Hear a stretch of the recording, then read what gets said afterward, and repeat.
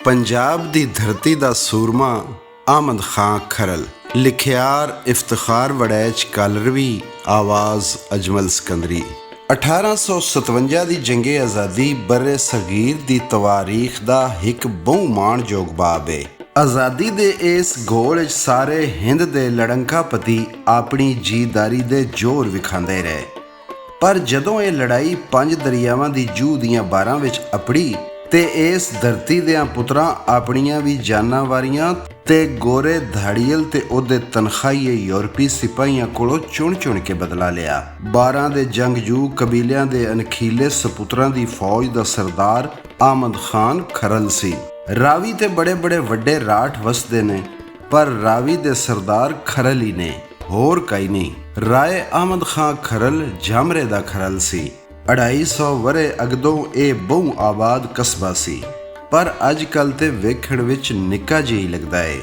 ਰਾਏ ਆਮਦ ਖਾਂ ਖਰਲ 1776 ਵਿੱਚ ਬਾਜੇ ਕੇ ਖਰਲਾਂ ਦੇ ਇੱਕ ਮੋਹਰੀ ਸਰਦਾਰ ਨੱਥੂ ਖਾਂ ਦੇ ਘਰ ਜਮੀਤਾ।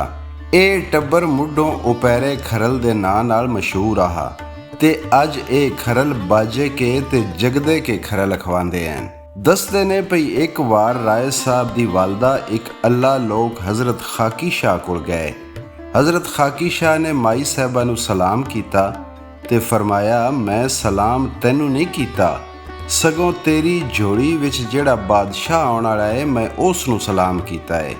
ਹਜ਼ਰਤ ਖਾਕੀ ਸ਼ਾਹ ਨੇ ਮਾਈ ਸਾਹਿਬਾ ਨੂੰ 2 ਬੇਰ ਦਿੱਤੇ, ਇੱਕ ਕੱਚਾ ਤੇ ਸਾਵਾ ਸੀ, ਦੂਜਾ ਪੱਕਿਆ ਹੋਇਆ ਤੇ ਸੂਆ ਬੇਰਾ।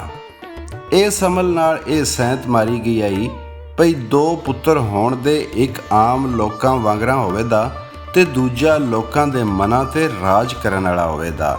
ਇੰਜ ਰਾਏ ਆਮਦ ਖਾਂ ਦੇ ਜੰਮਣ ਤੋਂ ਅਗਦੋਂ ਹੀ ਉਹਨਾਂ ਦੇ ਸਾਹਿਬੇ ਮਰਤਬਾ ਹੋਣ ਦੀ ਬਸ਼ਾਰਤ ਅੱਲਾ ਦੇ ਇੱਕ ਨੇਕ ਰੂਹ ਨੇ ਲੋਕਾਂ ਤੀਕ ਅਪੜਾ ਦਿੱਤੀ ਆਈ।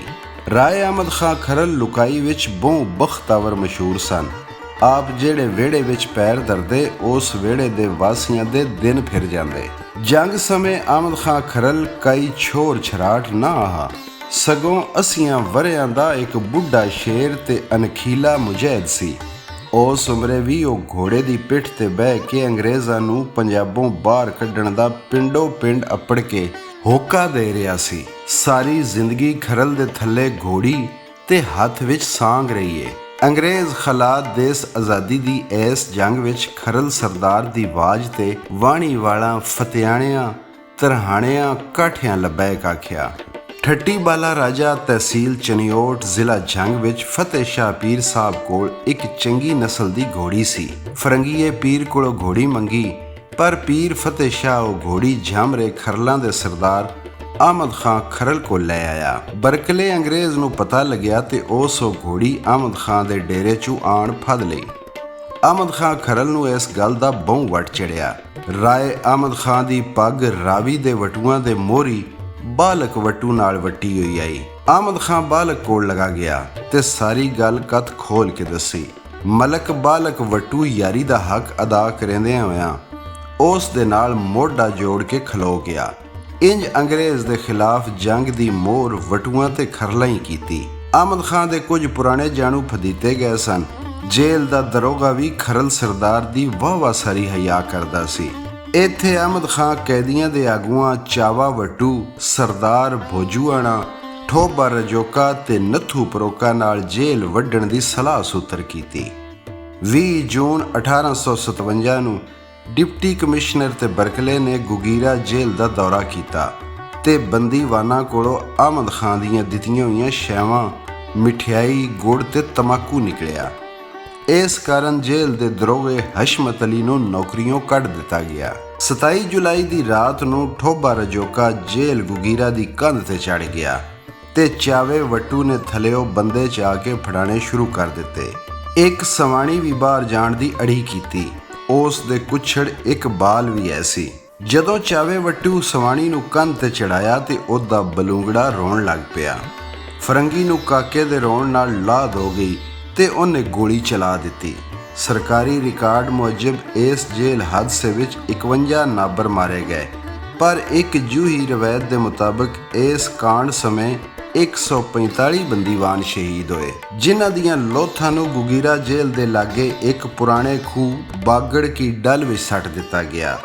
ਅੰਗਰੇਜ਼ਾਂ ਚਾਵੇ ਵੱਟੂ ਨੂੰ ਫਾਹੇ ਲਾ ਦਿੱਤਾ। ਇੰਜ ਦੇ ਖੂਨੀ ਦਰਸ਼ਾਂ ਨੇ ਰਾਵੀ ਦੇ ਰਾਠਾਂ ਨੂੰ ਤੜਪਾ ਦਿੱਤਾ।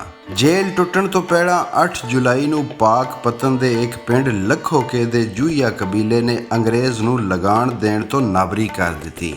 17 ਸਤੰਬਰ ਨੂੰ ਅੰਗਰੇਜ਼ਾਂ 2 ਸਵਾਰ ਮੁਲਤਾਨ ਤੇ ਹੜੱਪਾ ਟੋਰੇ।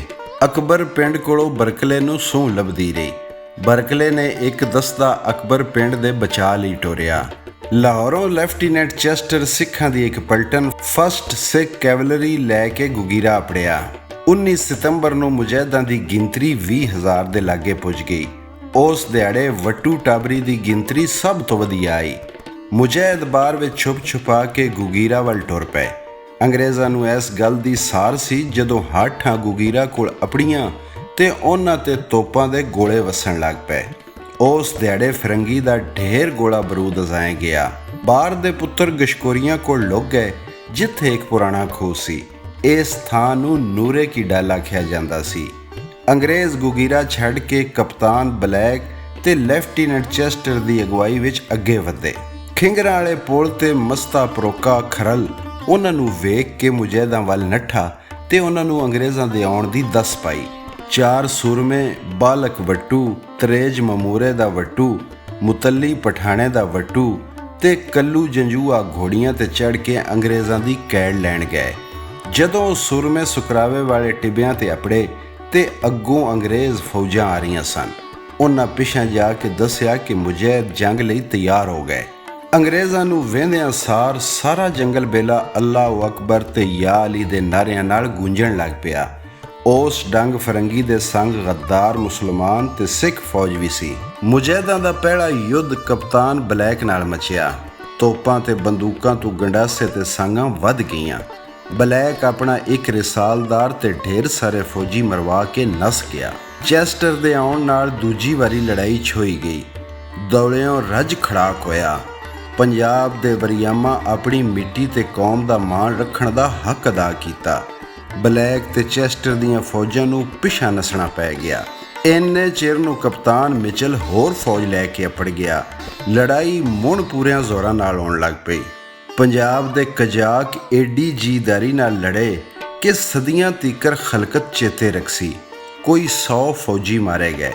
ਰਾਠਾਂ ਦੇ ਹੌਸਲੇ ਉੱਚੇ ਰੱਖਣ ਕੀਤੇ 20 ਭਰਾਈ ਢੋਲ ਵਜਾਉਂਦੇ ਰਿਹਾ ਹੈ। 21 ਸਤੰਬਰ 1857 ਸਵੇਰ ਤੋਂ ਲੱਗ ਕੇ ਡੀਗਰ ਤੱਕ ਲੜਾਈ ਹੁੰਦੀ ਰਹੀ। ਡੀਗਰ ਵੇਲੇ ਅਹਿਮਦ ਖਾਨ ਡਲ ਤੋਂ ਵਜ਼ੂ ਸਾਜ ਕੇ ਨਮਾਜ਼ ਪੜ੍ਹਨੀ ਸ਼ੁਰੂ ਕਰ ਦਿੱਤੀ।